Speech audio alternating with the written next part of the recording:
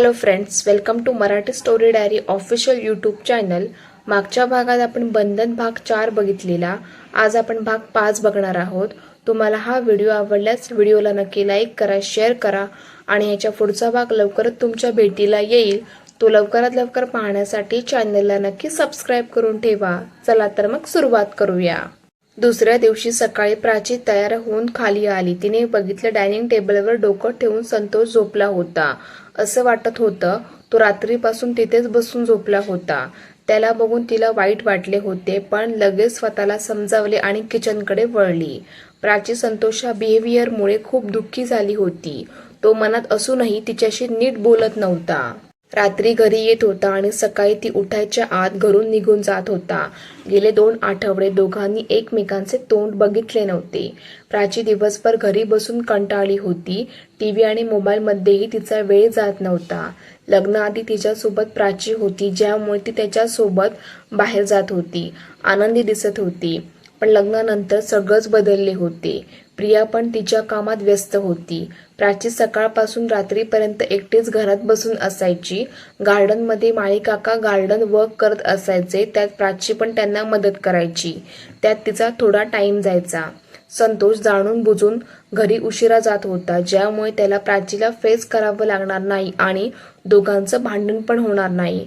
कारण लग्नापासून प्राची जास्तच बोलायला लागली होती आणि ते नेहमी तिचे टॉन्ट ऐकून संतोष इरिटेट झाला।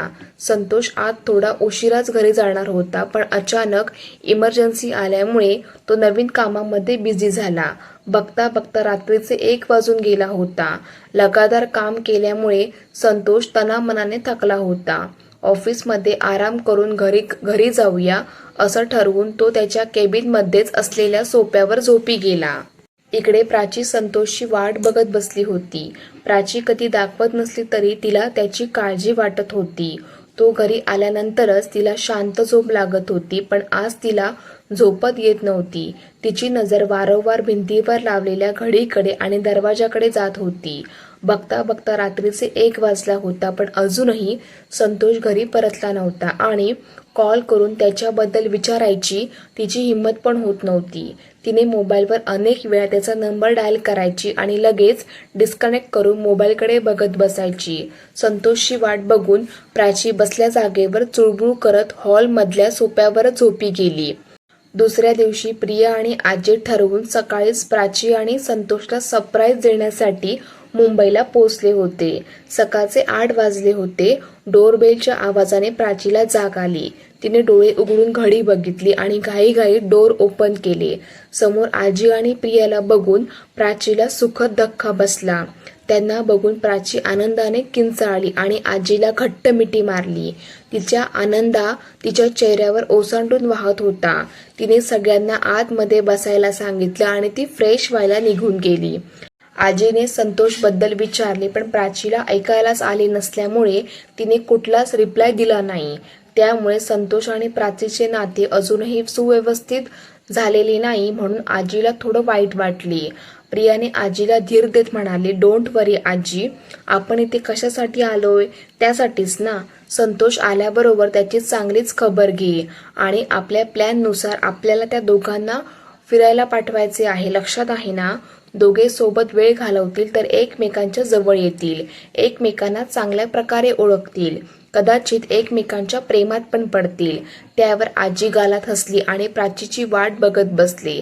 प्राची फ्रेश होऊन बाहेर आली, सगळ्यांसाठी चहा नाश्ता बनवला आणि डायनिंग टेबलवर येऊन बसली। आजी प्राचीच्या चेहऱ्याकडे बारकाईने बघत होती, कारण पहिल्यापेक्षा प्राची वेगळीच भासत होती। तिचा चेहरा गंभीर आणि दुःखी दिसत होता। नुकतीच न्हावून आलेली प्राचीच्या चेहऱ्यावर लग्नाचे तेज दिसत नव्हते, ना कुठला आनंद। तयार व्हायचे म्हणून तयार झाली होती, जगायचे म्हणून जगत होती। तिच्या मनातील दुःख चेहऱ्यावर दिसून येत होतं। ते बघून आजीच्या चेहऱ्यावर दुःखी छटा आली होती, पण हे होणारच होतं, हे आजीला माहिती होतं। तेवढ्यात संतोष पण घरी पोहोचला। हसण्या खिदळण्याच्या आवाजामुळे घरात वेगळीच एनर्जी जाणवत होती। त्या आवाजावरूनच त्याने ओळखलं की प्रिया आणि आजी घरी आल्या। घरात सगळ्यांना बघून संतोषला आश्चर्याचा धक्का बसला होता। पण त्याला बघून सगळ्यांच्या चेहऱ्यावर 12 वाजले होते. अर्धवट झोपेमुळे लाल झालेले डोळे बघून आजीला त्याची काळजी वाटत होती. आजीने संतोषला आपल्या जवळच्या चेअरवर बसायला सांगितले आणि प्रेमाने त्याला विचारले, संतोष काय झालं बाळा, काही प्रॉब्लेम आहे का? त्यावर संतोष शांत झाला. त्याला काय होते ते तो सांगू शकत नव्हता शब्दात. त्याचा त्रास, त्याच्या वेदना कुणालाही सांगू शकत नव्हता, ना सहन करू शकत होता. त्याने थोडं प्राचीकडे बघितलं आणि आजीकडे बघत नकारार्थी मान हलवली आणि बेडरूममध्ये निघून गेला. त्याच्या डोळ्यातील वेदना बघून प्राचीलाही वाईट वाटले होते. तिने त्याच्याकडे जाणून बुजून दुर्लक्ष केले आणि प्रियाला म्हणाली, प्रिया तुम्ही इथे आलाच, खरंच मला खूप आनंद होतोय. आता आपण सगळेजण कुठेतरी बाहेर जाऊया का? मी खूप बोर झाले यार, या एवढ्या मोठ्या घरात बसून. प्लीज आता मोकळ्या हवेत जायचंय. त्यावर प्रिया गालात हसली आणि डोळे मिचकावत म्हणाली, हो हो मॅडम, किती ती घाई. लवकरच तुम्हाला तुमच्या स्पेशल मुवमेंटसाठी, हनीमूनसाठी बाहेर पाठवणार आहोत. प्रियाचं बोलणं ऐकून प्राचीच्या भुवया उंचावल्या होत्या. संतोष पण प्राचीचं बोलणं ऐकून तिच्याकडे संशयाने बघू लागला. प्रियाकडे बघून आजीने डोळ्याने वटारले आणि प्राचीकडे आणि संतोषला बघत म्हणाली, हे बघा माझ्या मुलांनो, भलेही तुमचं लग्न जबरदस्तीने झाले असेल, तुमच्यावर माझे निर्णय लादले गेले, याबद्दल तुमची मी गुन्हेगार आहे. तुम्ही एकमेकांसाठी अनोळखी आहात आणि मी तुम्हाला एका नात्यात गुंतवले. पण बाळांनो, माझी एक शेवटची इच्छा आहे. तुम्ही तुमच्या नात्याला एक संधी द्यावी. तुमच्या नात्याला हळूवारपणे जपावे. हळूहळू तुमच्या नात्याचे पदर उलगडत समोर जावे. पती पत्नीचं नातं हे असंच असतं, अबोल नातं, ज्याची वाट समंजस मैत्रीतून फुलते, ज्यामुळे हळूवार तुमच्या मनात एकमेकांसाठी फिलिंग्स निर्माण होईल आणि काही कारणास्तव तुमच्या मनात कुठल्याच फिलिंग्स जाग्या नाही झाल्या तर तुम्ही कधीही वेगळे होऊ शकता. याची मी तुम्हाला परवानगी देते. संतोष आणि प्राचीने एकमेकांकडे बघितले आणि होकारार्थी मान हलवली. आजीने संतोषच्या हातात लोणावळ्याच्या एका आलिशान असलेल्या हॉटेलचे बुकिंग केल्याची पावती दिली आणि आजच रात्री त्या दोघांना जाण्याची ऑर्डर दिली. प्राची हैराण होऊन फक्त आजी आणि संतोषकडे बघत होती. संतोष पण कावरा बावरा झाला होता. त्यालाही काही समजले नव्हते. आजीचं बोलणं दोघांच्याही मनात हुरहुर लावून गेलं होतं. मनात नसताना पण दोघांनी जायची तयारी केली. आपापल्याला लागणारे कपडे प्राचीने पॅक केले आणि संतोषने आपली बॅग पॅक केली आणि दोघेही बाहेर आले. प्राची रेड कलरच्या साडीमध्ये खूप सुंदर दिसत होती. संतोष पण छान तयार होऊन प्राचीच्या शेजारी येऊन उभा राहिला. आजी दोघांकडे कौतुकाने बघत होत्या, पण बघता बघता त्यांच्या डोळ्यात अश्रू तरळले. ते बघून दोघांनाही वाईट वाटले. दोघे सोबतच आजीजवळ आले आणि दोघांनी आपापल्या हाताने आजीच्या डोळ्यातून वाहणारे अश्रू पुसून काढले. आजीने दोघांना मिठीत घेतले आणि थरथरत्या आवाजात म्हणाल्या, प्राची बेटा, मला माफ कर. प्राचीने भरल्या डोळ्यांनी नकारार्थी मान हलवत आजीचे डोळे पुसले आणि आशेने संतोषकडे बघितले. आजीची अवस्था बघून संतोषचा गळा भरून आला होता. तो आजीला म्हणाला, प्लीज तुम्ही माफी मागू नका. आम्ही तुम्हाला कधीही निराश करणार नाही. दोघांनी मिळून वाकून आजीचे आशीर्वाद घेतले आणि दोघेही गाडीत बसून लोणावळ्यासाठी रवाना झाले. दोघेही त्यांच्या ठरलेल्या ठिकाणी पोहोचले. रूममध्ये शिरताच दोघेही चुपचाप बसून होते. कुणीच कुणाशी बोलायला तयार नव्हते, कारण दोघेही अशा सिच्युएशनमध्ये अडकले होते की दोघांनाही काय करावे काही कळत नव्हते. प्रवासामुळे दोघेही शरीराने थकले होते. दोघांनी बाथ घेतला आणि आजीला कॉल करून पोहोचल्याचं सांगितलं आणि जेवण ऑर्डर करून आपापल्या मोबाईलमध्ये बघत बसले होते. लंच बघून वेटरने त्यांची ऑर्डर त्यांना सर्व्ह करून निघून गेला होता. प्राचीचे डोळे विस्फारले. ती रागाने संतोषकडे बघत होती. तो मात्र ताव मारत जेवण करत होता. तिला नॉन व्हेजिटेरियन डिशेस बघून उलटी होत होती. तिने तोंडाला हात लावला आणि बाथरूममध्ये शिरली. तिला पळताना बघून त्याने डाऊटफुल नजरेने तिच्याकडे बघितले. ती तोंड फुसत बाहेर आली आणि हातातला टॉवेल संतोषच्या दिशेने भिरकावत किंचाळली, मी तुम्हाला माझ्यासाठी व्हेज डिशेस ऑर्डर करायला सांगितले होते, मग तुम्ही सगळ्या नॉनव्हेज डिशेस का ऑर्डर केलात? संतोषने खांदे उडवले आणि खाण्यात मग्न झाला. प्राचीने दात ओठ खात त्याच्याकडे बघितले आणि अंगावर पांघरून घेऊन झोपी गेली. संतोषने जेवण केले आणि तोही सोफ्यावर जाऊन आडवा झाला. प्राचीला जाग आली तेव्हा संध्याकाळ झाली होती. तिच्या पोटात कावळ्यांनी भडका चालू केला होता. तिने लगेच पांघरून दूर फेकले आणि उठून आजूबाजूला बघितले तर तिथे संतोष नव्हता. ती लगबगीने बाथरूममध्ये शिरली, फ्रेश होऊन बाहेर पडली. ब्ल्यू कलरच्या चुडीदारमध्ये ती खूप सुंदर दिसत होती. ती त्या हॉटेलमधून बाहेर पडली. काही अंतरावर असलेल्या एका सुंदर अशा रेस्टॉरंटमध्ये पोहोचली. स्वतःसाठी तिने तिची फेवरेट डिश ऑर्डर केली आणि आजूबाजूचा परिसर बघत होती. तसं तिला एका टेबलवर संतोष एका मुलीसोबत असल्यासारखे जाणवले. तिने बारीक डोळे करून त्या दोघांकडे बघितले आणि रागारागाने पुटपुटली, इथे लग्नाची बायको भुकेली आहे. त्याचं काही नाही या महाशयाला. दुसऱ्यांच्या बायकात इंटरेस्ट आहे. मला काय करायचे? तुम्ही कोणाशीही गप्पा मारल्या तरी आजीच्या इच्छेखातर मी इथे आले, नाहीतर मी आलेच नसते. बडबड करत तिने पोटभर जेवण केले. बिल पे करायला म्हणून जेव्हा वेटरला आवाज दिला तर तो अदबीने म्हणाला, मॅम तुमचं बिल ऑलरेडी पे केलं आहे. प्राचीने आश्चर्याने डोळे मोठे केले. कुणी केलं? वेटरने संतोष ज्या टेबलवर बसला होता त्या दिशेने इशारा केला. तशी प्राचीने नाक मुरडले. बिल पे केलं? याला कोणी सांगितलं होतं माझ्यामध्ये पडायला? तिथे मला एकटीला सोडून जेवण केलं आणि मला सोबत न घेता इथे येऊन मुलींसोबत टाइमपास करायचा आणि मला न सांगता माझ्या जेवणाचं बिल भरायचं. हा स्वतःला समजतो तरी काय? आजीची इच्छा होती म्हणून मी या माणसाशी लग्न केलं, नाहीतर आयुष्यात तोंड बघितलं नसतं. असं म्हणत ती हॉटेलच्या दिशेने निघाली. संध्याकाळचे 7:30 वाजले होते. आजूबाजूला कपल्स एकमेकांच्या हातात हात घालून वॉक करताना दिसत होते. तसं तिने परत एकदा मानेला झटका दिला आणि समोर चालत होती. तिच्या पाठीमागे संतोष पण जात होता. पण प्राची तर आपल्याच धुंदीत चालत होती. काही वेळात ती हॉटेलमध्ये पोहोचली. तिने मोठा उससा सोडला. कपल दिसतात तिच्या हृदयाला पीळ पडत होता. तिला इथे आल्याचा पश्चाताप होत होता. पण आता 2 आठवडे या कपलचे उतू जाणारे प्रेम बघावे लागणार होते म्हणून तिने डोळे फिरवले आणि तिच्या रूममध्ये शिरली. रूममध्ये संतोष कुठेच दिसत नव्हता. तसं तिने परत नाक मुरडले आणि बाल्कनीत जाऊन बाहेर बघत बसली. तिचा उदास चेहरा बघून संतोषला वाईट वाटले, पण मुळात स्वभावानुसार त्याने तिच्याकडे दुर्लक्ष केलं आणि तिला टाळण्यासाठी तो आल्या पावली तसाच बाहेर निघून गेला. सगळ्या टेन्शनमधून बाहेर पडण्यासाठी तो एका क्लबमध्ये पोहोचला. संतोष तसा शांत आणि संयमी मुलगा होता, पण त्याच्या प्रिय पत्नीच्या निधनानंतर त्याने स्वतःला खूप निर्दयी बनवले होतं.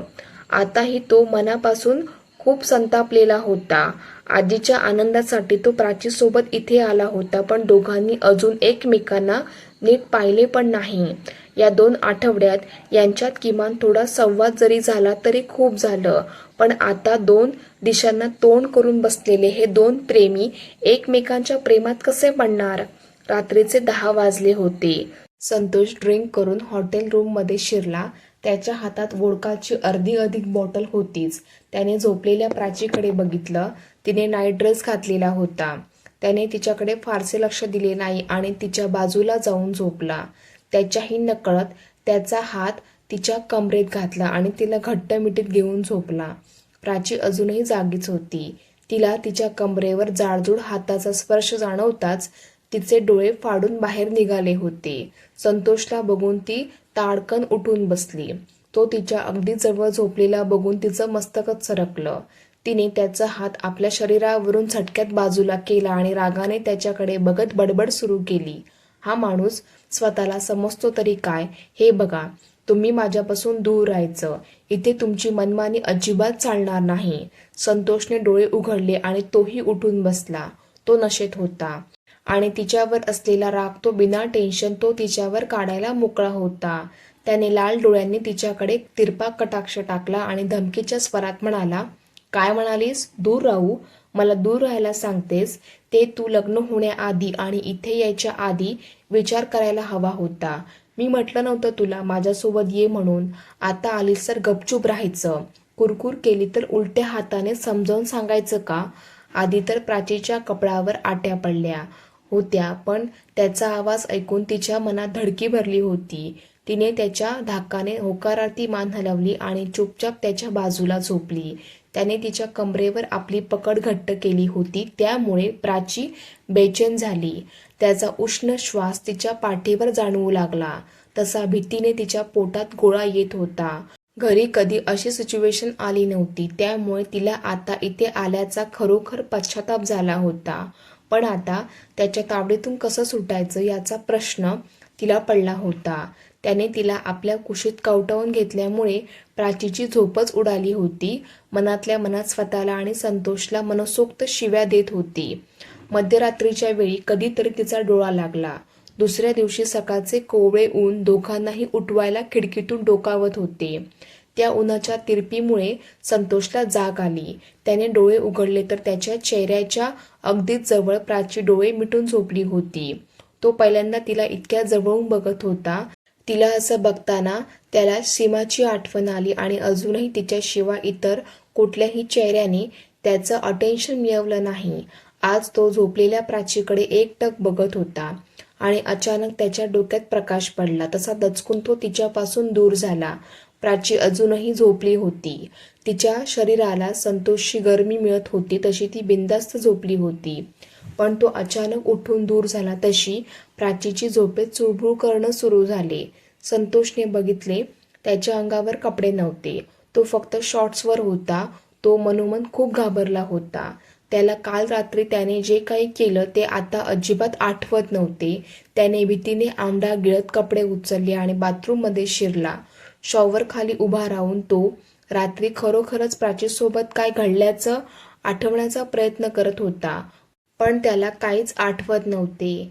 त्याला कधीच असल्या परिस्थितीचा सामना करावा लागला नव्हता आणि जर प्राचीला कळले त्याने तिच्या इच्छेविरुद्ध तिच्याशी असं काय झालं तर ती कशी रिॲक्ट होईल याचा विचार करून करून तो बेचार झाला होता. त्यामुळे त्याने ठरवले तिला जाग येण्याच्या आत इथून निघून जायचं. त्याने लगेच तयारी केली आणि प्राची उठायच्या आत तिथून निघून गेला. इकडे प्राची उठली तेव्हा सकाळचे 8 वाजले होते. तिला खूप छान झोप लागली होती. तिने आळस देत डोळे उघडले आणि रूमवर नजर फिरवली. तिला संतोष कुठेच दिसत नव्हता, त्यामुळे ती रिलॅक्स झाली आणि गुणगुणत बाथरूममध्ये शिरली. रेडी होऊन हॉटेलमध्ये संतोषला बघायला निघाली आणि हॉटेलमध्ये विचारपूस केली. त्यावर समजलं की तो सकाळीच बाहेर गेल्याचं समजतात ती निश्चिंत झाली आणि ब्रेकफास्ट करण्यासाठी बाहेर पडली. काही वेळात ती एका शॉपमध्ये बसून कॉफी आणि नाश्ता खात बसली होती. तिच्या डोळ्यात एकच विचार येत होता, दिवसभर करायचे काय. सोबत संतोष नव्हता, त्यामुळे ती थोडी नाराज पण होती. स्वतःला रिलॅक्स करत तिने आजूबाजूला भटकायचं ठरवलं. ब्रेकफास्ट करून तिने हॉटेलपासून थोड्या अंतरावर असलेल्या मंदिराकडे जायचं ठरवलं आणि बाजूला असलेल्या पायवाटेने चालायला लागली. चालता चालता ती मंदिराकडे जाऊन पोचली. पण रात्रीचं संतोषचं बिहेवियर बघता तिने संतोषला कॉल करून कुठं जाणार याची कल्पना दिली. तसा तो पण त्या मंदिराकडे येऊन पोचला. दोघेही एकमेकांना न बोलता मंदिर बघण्यासाठी सज्ज झाले आणि बघता बघता एकमेकांचे हात धरून ते दोघेही मंदिरात पोहोचले. दोघांनी देवाला नमस्कार केला आणि आजूबाजूचा परिसर बघून परत हॉटेलवर जाण्यासाठी निघाले. चालत गेल्यामुळे दोघेही खूप थकले होते. डिनर करून दोघेही बेडवर पडल्या पडल्या झोपी गेले. रात्री कधीतरी प्राचीने त्याच्या छातीवर डोकं ठेवून झोपली होती. त्याच्याही हाताने तिच्या भोवती घट्ट विळखा घातला होता. सकाळचे 8 वाजले होते. संतोषचा मोबाईल रिंग होत होता. त्या आवाजाने संतोषची झोप मोड झाली. त्याला त्याच्या छातीवर वजनदार ओझं जाणवलं. तसं त्याने अलगद डोळे उघडून बघितलं. त्याच्या छातीवर डोकं टेकून प्राची झोपली होती. तिला बघताच त्याच्या कपड्यावर आट्या पडल्या होत्या. त्याने झटक्यात तिला दूर ढकलून दिलं.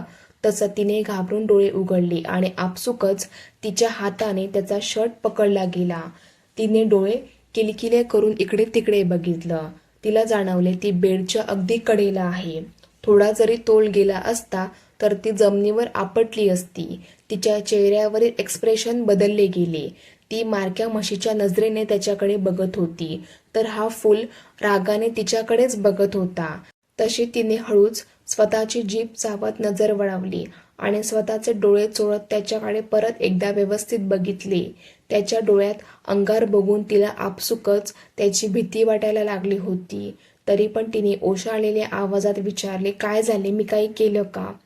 त्यावर संतोष मनातच, अच्छा, म्हणजे तू आज पण काहीतरी करायचं ठरवलं होतंस तर. कालच्या तिच्या बिहेवियरमुळे तो अधिकच चिडला होता आणि आज पण ती त्याच्या मिठीत चिडली होती, त्यामुळे तो रागाने धुमसत होता.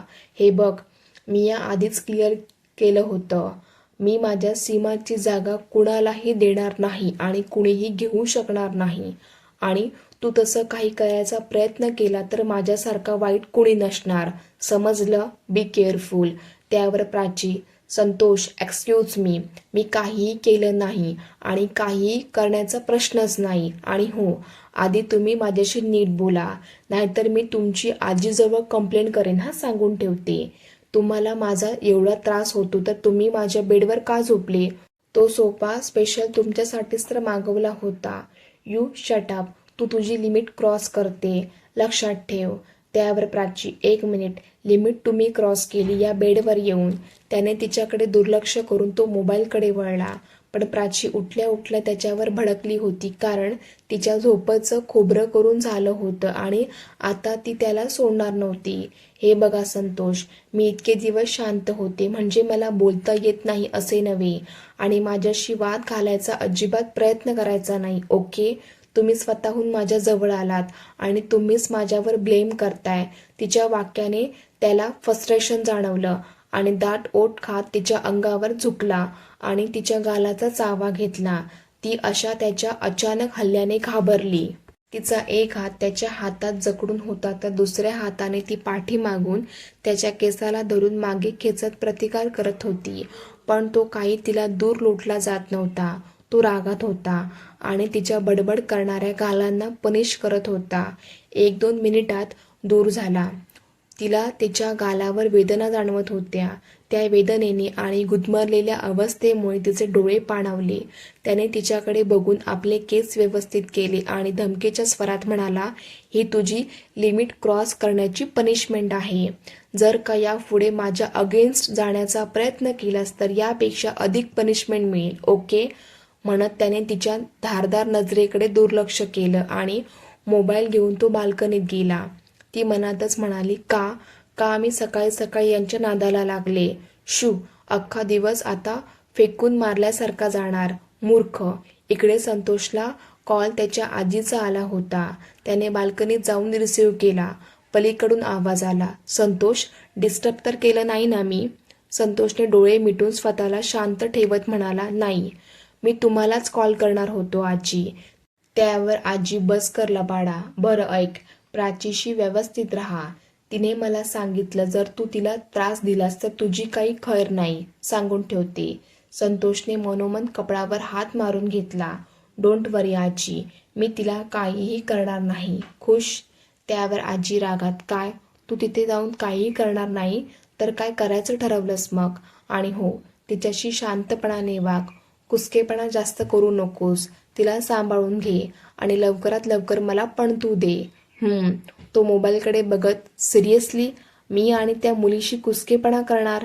तिकडे माझे अनेक पेंडिंग कामं आहेत. मला इथे 2 आठवडे थांबायला जमणार नाही. 4-5 दिवसात आम्ही तिकडे आल्यावर या विषयावर चर्चा करूया, ओके? त्यावर आजी, खबरदार संतोष, जर तू 2 आठवड्याच्या आत इकडे आलास तर तुला आणि प्राचीला एका रूममध्ये कोंडून ठेवेल, तेही 1 महिन्याभरासाठी, समजलं? आता तू विचार कर, 2 आठवडे की 1 महिना? चल ठेवते, बाय, काळजी घे प्राचीची.